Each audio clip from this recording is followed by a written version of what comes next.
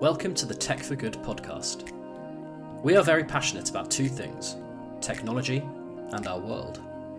In each pod, we will be interviewing some fascinating people, business leaders, but those with a special interest in solving the biggest issues facing humanity today. Think the environment, think healthcare provision during a pandemic, think global social injustice. If you want to know more about technology's immense potential to fix and transform, then you're in the right place.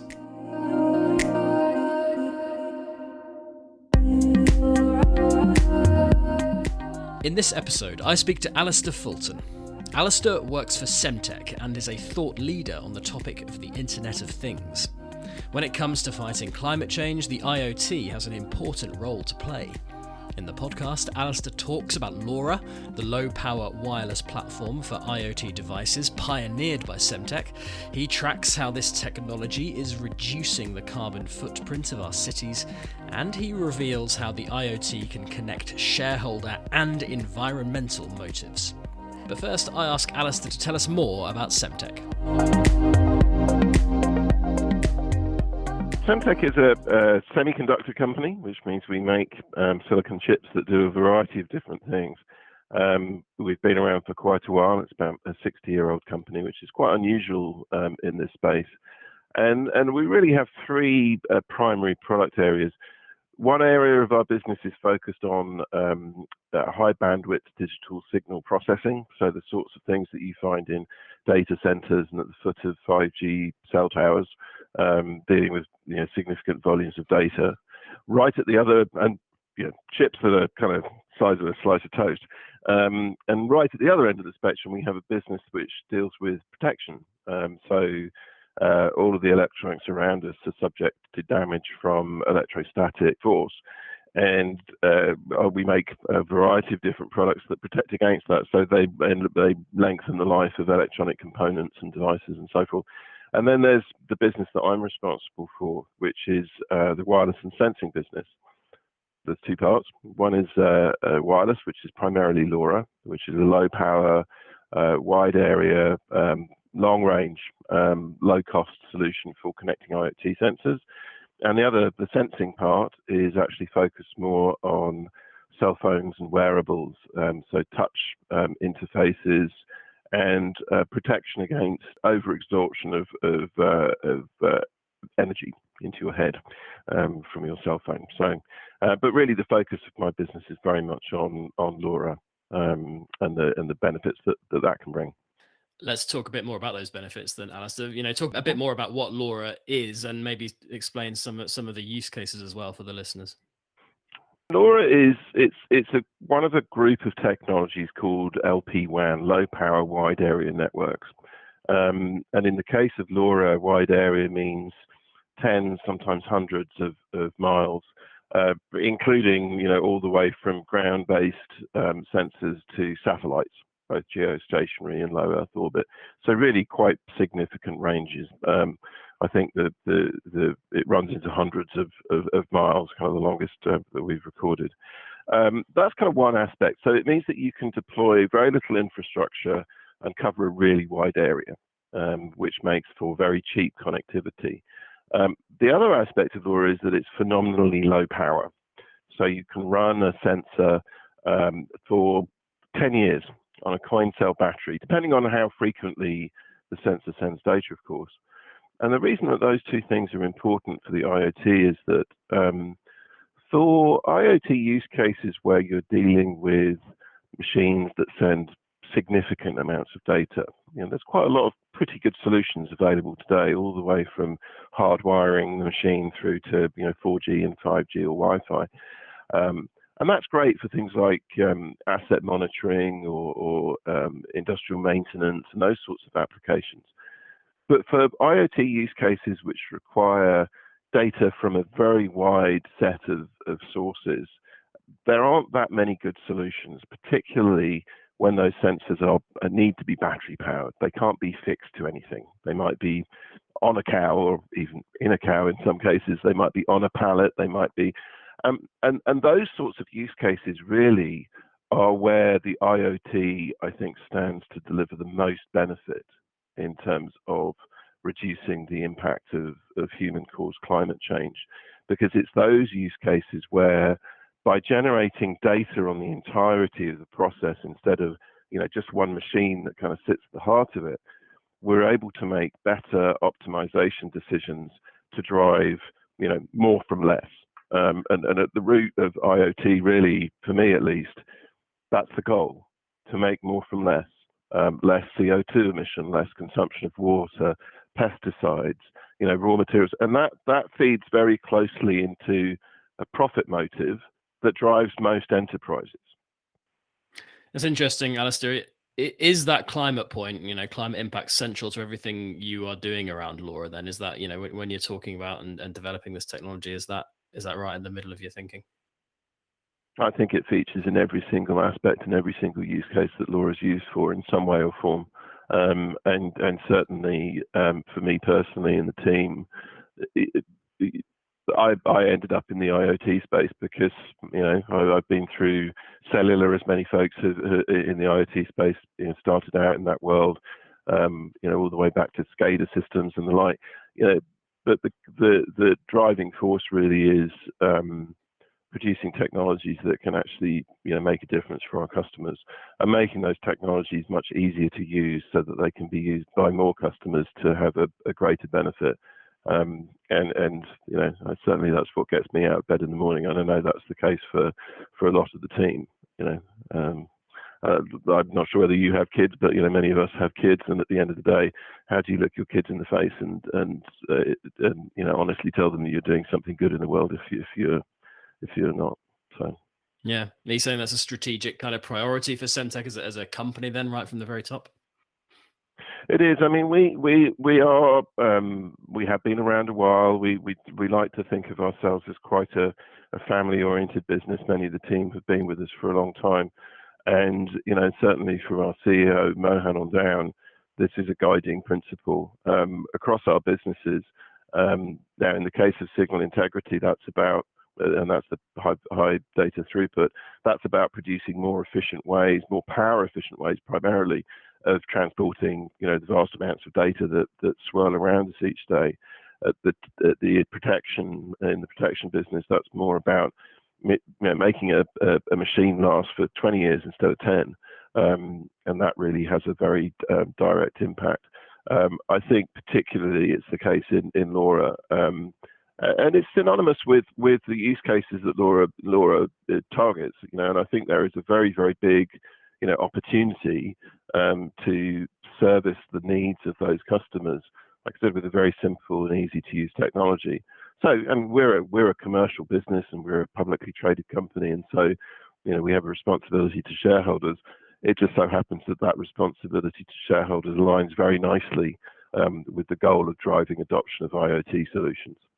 Now, on the climate point, Alistair, a big topic is often, urban infrastructure, the development of smart cities, making our big urban sprawling cities of around the world more sustainable, smarter. Maybe you can tell us a bit about how LoRa can be deployed in that context, and some examples as well, if you have. LoRa really started in smart metering. That was actually one of the use cases that LoRa was originally developed for, because smart metering requires that you have the ability to connect to a meter that might be 20 foot underground.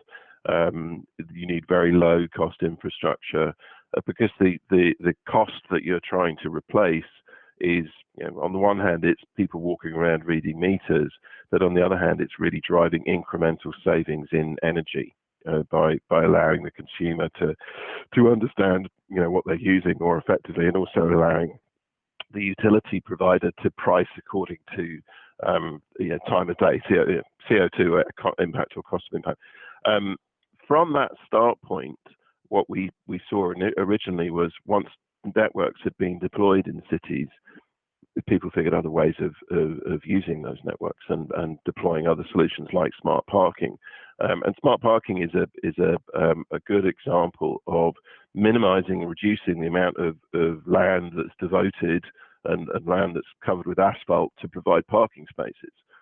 So it directly reduces the impact of parking, And it also increases the efficiency of driving. If you know where you're going to go park, you don't spend 10 hours, driving around the block looking for a parking space. And from there, streetlights to control the energy used in lighting according to time of day. So it used to be the case that streetlights was simply put on a timer, pretty much, that they came on at 6 o'clock and they went off at 8 o'clock in the morning. And smart street lighting allows cities to power on lights in areas where there is need, where there are people, or to more accurately, time the on and off switch with lighting conditions, etc., etc. And it really kind of goes on from there. There are use cases that go inside the building, and so there are really massive savings to be had from optimizing energy consumption in buildings. If you look at what it costs, in environmental terms, to support a building, in Europe, it's around 34 kilograms of CO2 a year, every meter squared, and that's made up of the consumption of gas and consumption of electricity involved in heating and lighting and so forth. If you deploy sensors into that environment, and without going into the math, you get very quick return on investment, even from very minimal savings in energy. If you can reduce the energy that you're consuming in a building by 5%, an IoT solution that allows you to do that pays for itself within a month. And particularly in times of COVID, I mean, I'm sitting in my office building at the moment. There aren't that many people here. We have a full, as you would imagine, a full smart building solution. So the lights don't turn on if no one's there. The blowers in the air conditioning don't turn off if the room's not occupied. If the room is occupied and CO2 levels rise, then on they come. So tailoring energy use actually to the problem that energy is being used to solve has massive benefits. It's really interesting stuff, Alistair, and imagining a really big opportunity for Semtech as well. I was going to ask, where do you think we're at on this journey towards smarter, ultimately urban environments, smarter homes? What's your kind of take on that right now? Do you think, for example, city authorities are doing enough? Do you think they're aware enough? Do you think enterprises are kind of switched on to this challenge and the solutions available? What's your take on that? I think it varies around the world, honestly, and there are countries, particularly in Europe, honestly, that are really leading the charge when it comes to awareness of human-caused climate change. I think there are other geographies where there's less awareness, and there are also a number of countries that are they're in the industrial revolution phase. That we in Western economies we were in maybe 100 years ago, and I think there the focus is really on ensuring that their populations are housed and fed and educated, and really basic human needs. So I think it varies greatly. In terms of where we stand, I think there is a coming together of various different forces at the moment. I think when you look at built environments like smart home and buildings, there's been a driver for, if you like, occupant experience for a while. I don't know about your house, but in my house I have, smoke sensors and burglar. All of these things are connected wirelessly to actually a number of different networks. And I think for a while in the consumer space, there's been a real proliferation of really quite interesting solutions that are tailored to make your life better or improve the usage of your home, etc. Those technologies in recent years have really started to come together and be easier to use. And that, I think, has been the real barrier. If you have to have 5 different networks in your home, how much saving you're actually getting. You've got 5 different network gateway. I mean, the cost and therefore the environmental impact of these solutions has in the past been quite high. That's getting better. I think when you look at the enterprise space, I would say, and I've been in IoT 25 years. I don't really want to calculate it, actually. When you go back 10 years ago, conversations that you had with enterprises about IoT tended to be with the CTO or the CIO, and they tended to be this is a really interesting technology. We should understand how it works. And they tended to be very kind of proof of concept in nature. I would say in the last 3 to 5 years, those conversations aren't with the CTO or CIO anymore. They're with the CFO or the COO, because it's become very clear to enterprises, particularly those that are involved in process-intensive industries, that differentiation and competition is more about what data you have and how you use that data than anything else today. I remember a few years ago talking with a customer who ran a car parts manufacturing operation in Eastern Europe. And it was funny, we were talking about the use of an IoT cloud platform. I was heavily involved in Azure IoT in my days at Microsoft. And it was quite a rough conversation, I have to say. And it went along the lines of, so you want me to put the data in the cloud? Absolutely, and it's a fantastic platform, etc. It's going to, and he said, no, you don't understand. I have the same machines as my competitor. I employ the same people as my competitor. I make the same parts as my competitor.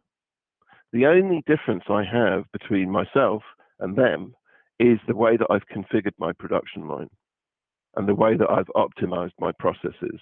And the fact that I can produce a better product for less is why I make money. And the punchline of the conversation was, and this is the data you want me to put in the cloud. So while the conversation was mostly about security, I think that really highlights how enterprises have started to see IoT. It's not a nice to have. You know, as I said, the benefits of IoT in the form of reducing CO2, etc., those are very real benefits. And I would love to say that every single enterprise that implements IoT solutions, that's all they care about. But the reality is otherwise. And I think what's happened in the last few years is that an alignment has happened between, you know, doing the right thing, you know, for the environment and doing the right thing for your shareholders.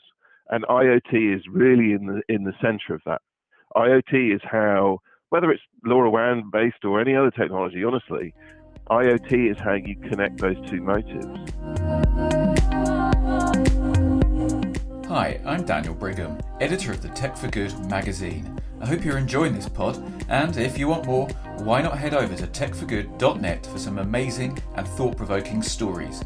You can read about one company's mission to use digital technologies in the fight against HIV, or learn how social media can help refugees take control of their narratives. For those insights and more, read and subscribe at techforgood.net.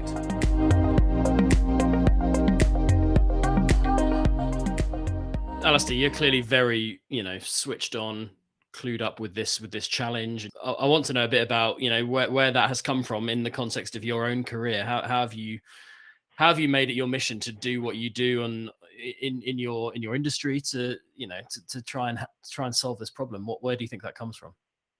I mean, I would say over the course of the years, it has become increasingly obvious to me that technologies like IoT really do hold the key, not the only key. They're part of the solution, but they're really a very important part of solving this problem. And I'm sure, like you, Ben, you don't have to read that many headlines to realise what's going on. And I would say, after I had children, but it was before I had children, and it played into my decision to have children. Actually, do you want to add another human being to this planet? There's plenty of us here already. And I'd say probably for the last 10 or 15 years, it's really been quite a focus for me that if we can take these technologies, which used to be ridiculously hard to use. I mean, when IoT was first in its beginnings, you had to be very skilled technically in order to be able to build or maintain a solution, or you had to have a lot of money, or both.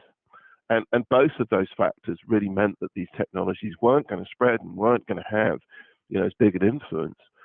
Cloud IoT platforms really was a focus for me for probably 12, 15 years.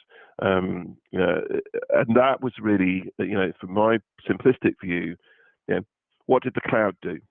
It opened up software development to a much wider range of potential innovators. It made the barriers to building interesting applications in the form of buying servers and infrastructure, it made it much lower. It took it away. It really democratized access to some of these technologies. And now when you look at IoT cloud platforms, there are hundreds of them, and there are some excellent platforms out there. I mean, platforms like Azure IoT, AWS IoT. A proficient high schooler can build in a weekend an application that it would have taken, me and a team of 20 engineers 6 months to build. I mean, it's incredible when you think about the change. The thing that struck me a few years ago, and this is what led me into the semiconductor space, which by any measure is seen as it's kind of a bit of the dark ages, really, or at least that's how it's been perceived, I think, by the software world. Now, the reality is that nothing happens without semiconductors. And in the reality in the case of the IoT is that it's great that you can do anything with the data. And the cloud has really solved the problem of what do I do with the data when I've got the data? And you can now really build very sophisticated analysis, like I said, very, very quickly. But the problem of getting the data hadn't been solved. The problem of connecting everything, which has been the dream of the IoT all along. I'm going to walk into a factory and I'm going to connect everything that moves, everything that consumes electricity. That was a dream. And we're not there yet, to be really clear. But it became really crystal clear to me a few years ago that the problem of what to do with the data is a largely solved one. The problem of how to get the data is still an area where there's much to be done. And it suffered from the same issues. I think IoT has really suffered from proprietary technologies. We're not going to have an impact on the planet if all we're doing is trying to sell soup to nuts, my solution versus your solution. I mean, I think that is a bit pitiful, really. I think that is, that's the worst of if you like, pure capitalist thought.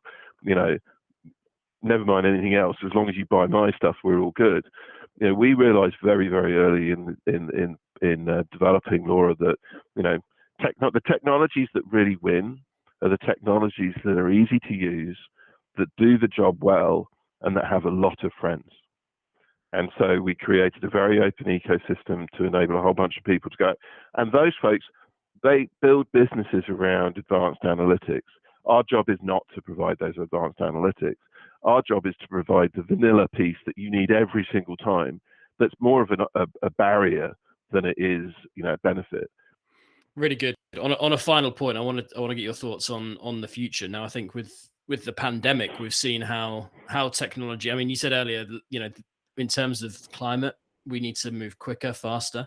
I think we've seen with the pandemic that just how technology can be deployed in a quick way to solve a big problem. Climate change is a much bigger problem than a pandemic, obviously. What do you see the future in that context? Do you think we can move as quickly as we need to? Maybe from the perspective of your industry, the connectivity technologies that are going to enable that. Do you think that's possible? I mean, one of the things that the pandemic did, I say did in the past tense, which is wrong because it's not the past tense. I think it really focused the minds of a lot of customers and companies, and companies aren't people who are running those companies, on a couple of different things. One, in a situation where there's a virulent virus, that's extraordinarily effective at transferring itself from person to person, what do you need? You need data. You need to understand where people are, where they've been, who they've been in contact with, whether the environments that they're in are safe. Is there a concentration of CO2 indicating too many people? Are there 50 people stacked into a conference room? And I think it really, and in order to stay open and stay in businesses, companies, including companies like Semtech, had to very rapidly implement solutions that helped them ensure the safety of their workers or their customers. And I think the other thing that COVID did was, lay bare, I think, some of the stresses that have existed for a long time in global supply chains. You saw it very, quickly, actually, disruptions in production on the other side of the planet having really major effects on companies, operating the UK, for example. And that also really, I think, heightened enterprises' attention on, oh, shoot, if I'm not sure whether I'm going to get the product that I need in order to produce my product, knowing where it is in the supply chain is really important.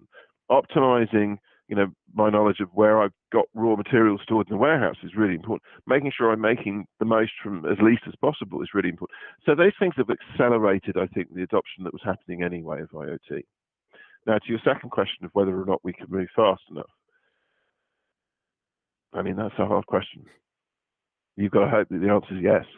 And I think that the truth, sadly, remains to be seen. I think if enough companies, are able to access technologies which help them, align their profit motive with doing the right thing for the planet, then I think we have a chance. If enough people, implement solutions in their homes that in the average American home, the amount of energy wasted is enormous. And if people implement solutions that just turn the air conditioning off or down when no one's in the building, these things they're small in and of themselves, but they can have really massive impacts if society as a whole takes action. So I'm an eternal optimist. You have to be. I think that we will get there.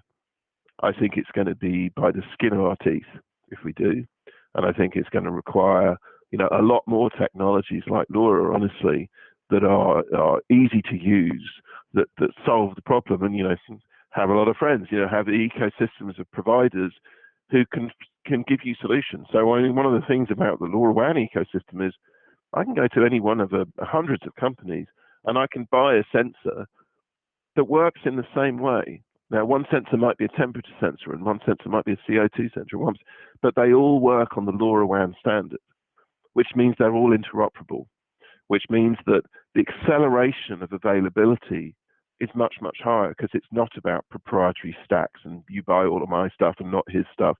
It's about an ecosystem-driven, community-driven, proliferation of different solutions. And so that gives me hope. Honestly, it gives me hope. And it also shows, and I would say it goes back to one of your earlier questions, what's guided me through my career. It's amazing when you give people technologies that solve a problem that they can work with. What they come up with is truly astounding. And, that energy of innovation, if we can unleash that, then I think we have hope. We have an opportunity to have a material effect before it's too late. That was the Tech for Good podcast. Listen, subscribe, and rate us on Spotify, Apple Podcasts, Google Podcasts, and Stitcher.